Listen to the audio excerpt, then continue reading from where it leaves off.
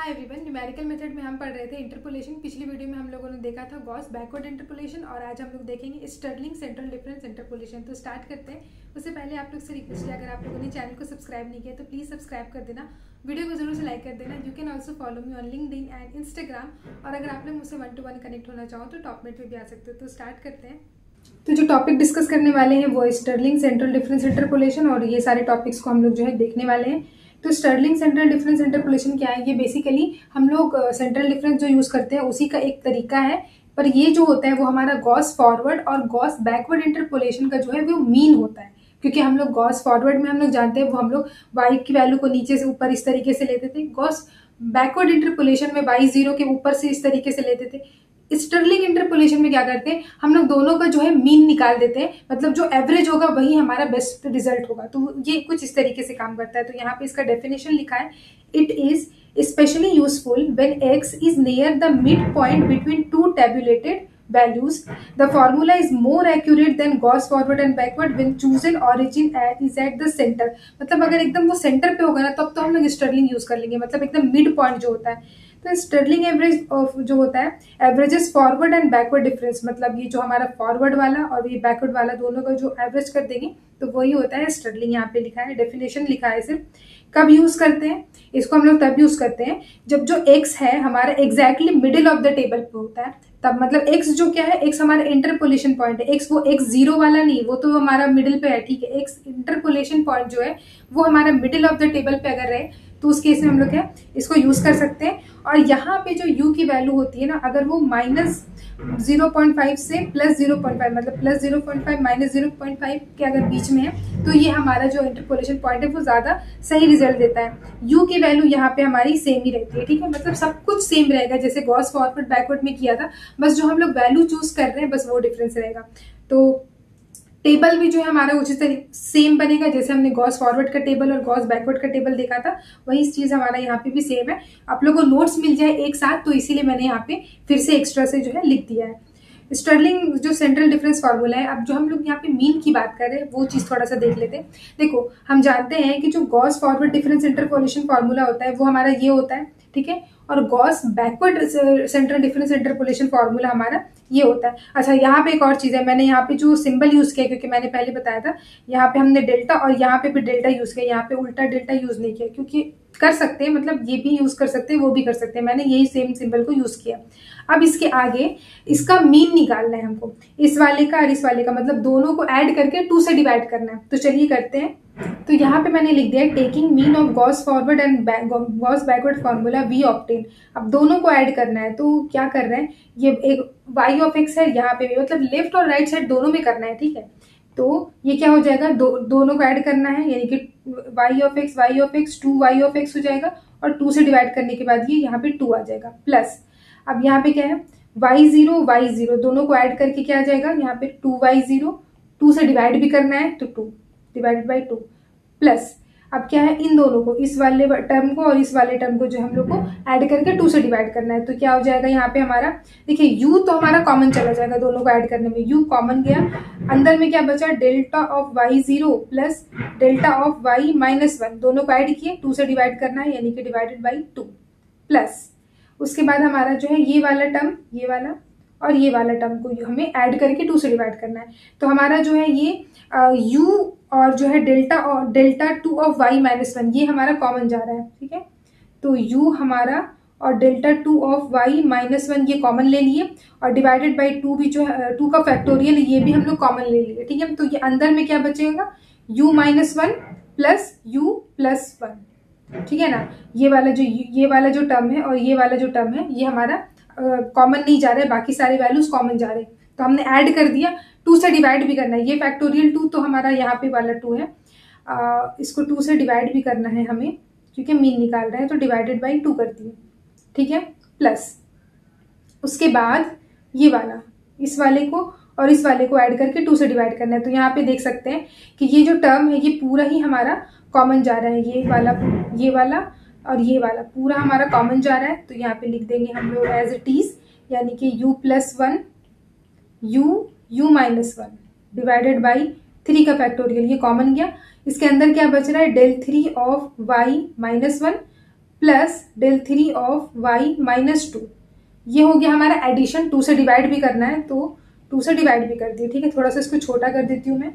अब यहाँ पे क्या करेंगे, जो जो 2 2 कैंसिल हो रहा है ना उसको कैंसिल करते जाएंगे। यहाँ पे कैंसिल हो रहा है, यहाँ पे भी देखो, यहाँ पे क्या है +1 -1 कैंसिल हो गया, ये हो जाएगा u + u यानी कि 2u, और ये नीचे वाला कैंसिल हो रहा है। तो जो जो कैंसिल हो रहा है कैंसिल करके हम लोग यहाँ पे फ्रेश लिखते हैं। ये कैंसिल हो जाएगा, ये बचेगा y of x equal to, ये भी कैंसिल हो जाएगा 2 2 y 0, प्लस यहाँ पे क्या हो जाएगा, यहाँ पे रहेगा u/2 ही रहेगा into del y 0 plus del of y -1। यहाँ पे कुछ कैंसिल नहीं हो रहा है, प्लस यहाँ पे कैंसिल हो रहा है, ये 2 और 2 यहाँ पे कैंसिल हो जा रहा है, यहाँ पे ये 2 और यहाँ से जो 2u आ रहा है ये कैंसिल हो रहा है, यहाँ पे सिर्फ आ रहा है यहाँ पर से u, ये u मल्टीप्लाइड बाय ये u, तो दोनों मिला के क्या हो जाएगा u²। तो ये हो रहा है u² डिवाइडेड बाई 2 का फैक्टोरियल, और अंदर बच रहा है del 2 ऑफ y -1, ठीक है।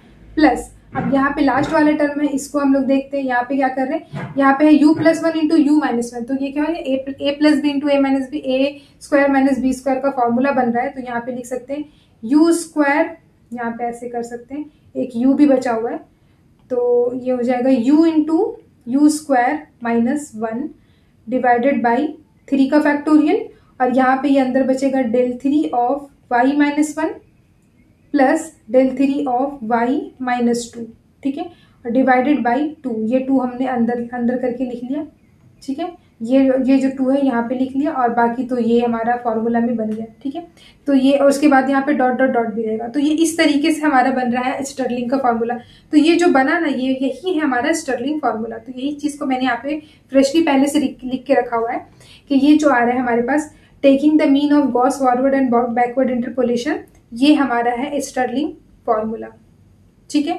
यहाँ पे जो u की वैल्यू है वो है x - x0/h, और u हमारा जो है 0.25 और -0.25 के बीच में है। तो आपको आई होप फॉर्मूला याद हो गया होगा। अगर आपको गॉस फॉरवर्ड और बैकवर्ड याद है तो आप लोग आराम से ड्राइव करके निकाल भी सकते हैं।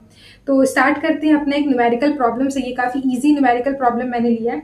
तो सबसे पहले हम लोग क्या करेंगे, अपना जो अपने पैरामीटर्स है वो हम लोग निकालेंगे। तो सॉल्यूशन, स्टेप लेंथ हमारा यहाँ पे क्या होगा, step length equal to second value minus first value करते हैं। सेकेंड वैल्यू हमारा क्या है, ये, फर्स्ट वैल्यू है हमारा ये, तो इन दोनों को माइनस करेंगे। -1 माइनस ऑफ -2, तो ये क्या हो जाएगा, माइनस ऑफ -2 +1 यानी कि 1। अब इसके बाद क्या है, हमें सेंट्रल वैल्यू निकालना है, तो मैं यहाँ पे लिखती हूँ।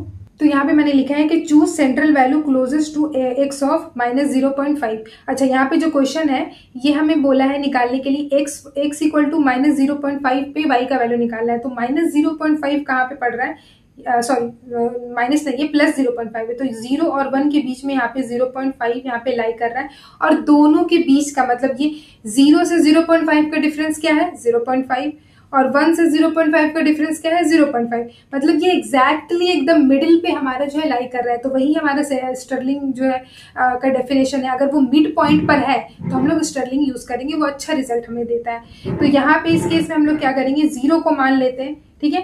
1 को अगर हम लोग मान रहे हैं ना तो हम लोग काफी कम टेबल यूज कर पाएंगे। तो ये मिडिल है, क्योंकि मिड पॉइंट पे हमें जो स्टर्लिंग का फॉर्मूला होता है वो मिड वाला होता है। तो मिड को ही हम लोग x0 को मानेंगे। तो ये x0 यहाँ पे है, x0 इक्वल टू हमने 0 इसको माना। उसके बाद हमारा इंटरपोलेशन पॉइंट हमारा क्या है, वो है हमारा x, और x का हमें किसकी वैल्यू को निकालना है, 0.5 की क्वेश्चन में बोला गया है। u का वैल्यू हमारा क्या हुआ है, x - x0 divided by h। यहाँ पे हमने पढ़ा हुआ है u का वैल्यू ये है, ठीक है। तो सेम हमने यहाँ पे लिखा। अब इसमें फॉर्मूला को पुट करेंगे। x है हमारे पास 0, सॉरी x है हमारा 0.5, x0 है हमारे पास, x है 0.5, x0 है 0, तो 0 डिवाइडेड बाई h है हमारा 1, यानी कि जो u का वैल्यू आ रहा है वो आ रहा है 0.5, ठीक है। तो हमारा u जब निकल जाता है उसके बाद हम लोग क्या करते हैं, अपना टेबल बनाते हैं। तो ये यहाँ पे मैं टेबल बना लेती हूँ। सो गाइस, यहाँ पे मैंने टेबल बना लिया है अपना। जो हमारे पास x और y की वैल्यू थी वो मैंने यहाँ पे लिख लिया है, और फर्स्ट फॉरवर्ड, सेकंड, थर्ड और फोर्थ फॉरवर्ड डिफरेंस जो भी हमारा माइनस करके आया वो मैंने लिख दिया है। अब यहाँ पे हमने x0 किसको माना है, x को। तो यहाँ पे मैं लिखती हूँ x0, इसके ऊपर वाला क्या है, x - 1, x - 2, और इसके नीचे x1 है और यह है हमारा x2। एक और चीज़ है, हमने फार्मूला को तो याद रखना है। जैसे गॉस फॉरवर्ड और गॉस बैकवर्ड हमने देखा था कि फार्मूला नहीं भी याद है तो हम लोग यू याद रखेंगे कि यू किस तरीके से बढ़ रहा है, और जो बीच की वैल्यू को नीचे से स्टार्ट करेंगे और बैकवर्ड वाले में यू वाई जीरो के बाद ऊपर जाएंगे और नीचे जाएंगे। यहाँ पे क्या करते हैं, यहाँ पर भी हमारे पास जो है एक शॉर्टकट है, और वो शॉर्टकट हमारा ये है क्योंकि हमने यहाँ पे देखा है कि ये जो हमारा फॉर्मूला निकल के आया है ये हमारा दोनों का मीन है। तो इसमें क्या करते हैं हम लोग, बेसिकली हम लोग, ये हमारा y0 है, ये वाला y0 इक्वल टू 1 है, तो 1 को लेंगे, उसके बाद हम लोग इन दोनों को ही लेते हैं, मतलब ये बैकवर्ड, ये हमारा गॉस फॉरवर्ड डिफरेंस या ये वाले वैल्यू को, और हमारा गॉस बैकवर्ड डिफरेंस यानी कि इस वाले को, इन दोनों को ही हम लोग लेंगे और दोनों ही वैल्यू को हम लोग जो एवरेज करते हुए लिखेंगे। ठीक है, तो यहाँ पे आप लोग देख सकते हो, मैं इसको मार्क कर दे रही हूँ सबसे पहले। तो y0 से स्टार्ट करेंगे, मतलब ये वाला वैल्यू, फिर ये और फिर ये। ठीक है, और जो गॉस बैकवर्ड वाला पड़ रहा है हमारा, यानी कि ये और फिर ये, इन सबको हम लोग यहाँ पे अपना फॉर्मूला में यूज करने वाले हैं। तो किस तरीके से यूज होगा, सबसे पहले y0, फिर यहाँ पे 2 वैल्यू आ रहा है मतलब दोनों का एवरेज, फिर यहाँ पे एक वैल्यू आ रहा है, सिंपली एक वैल्यू, फिर उसके बाद क्या है, 2 वैल्यू आ रहा है, दोनों का एवरेज, फिर उसके बाद एक वैल्यू, तो मतलब एक वैल्यू फिर 2 वैल्यू यानी कि दोनों का एवरेज, फिर एक वैल्यू फिर 2 का एवरेज, फिर एक वैल्यू फिर 2 का एवरेज, इस तरीके से इसको लेके चलना है।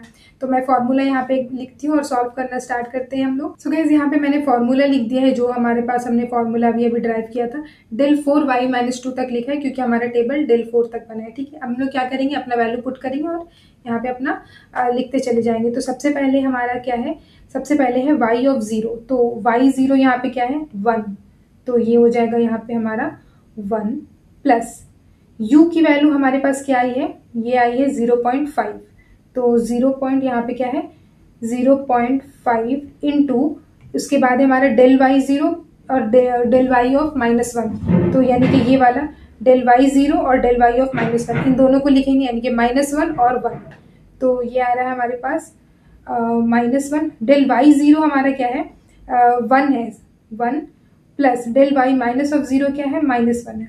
ठीक है ना, मतलब हम लोग दोनों का बेसिकली एवरेज ही करना है, लेकिन फिर भी मैं ठीक से लिख रही हूँ 1 और ये है -1, दोनों को divided by 2 plus u square यानी कि 0.5 का स्क्वायर डिवाइडेड बाई 2 का फैक्टोरियल इनटू, उसके बाद है हमारे पास del2y ऑफ -1। अब देखो यहाँ पे क्या है, del2 का हमारे पास ये कॉलम है और यहाँ पे एक ही वैल्यू है सिर्फ, तो इसी तरीके से फॉर्मूला में भी है 2 का एवरेज 1, फिर 2 का एवरेज फिर 1, तो ये हमारे पास क्या है 2 है, 2 प्लस उसके बाद हमारा ये वाला जो टर्म है, ये वाला लिखेंगे, ये क्या है हमारे पास u इंटू यानी कि 0.5 इंटू 0.5 का स्क्वायर -1 डिवाइडेड बाई 3 का फैक्टोरियल, ये इंटू यहाँ पे क्या है del3y-1 del3y-2, तो del3y-1 मतलब del3 का कॉलम ये है, del3y-1 सॉरी यहाँ पे देख रहे y-1 y-2, तो ये है del3y-1 और ये है del3y-2, दोनों ही 0 0 है,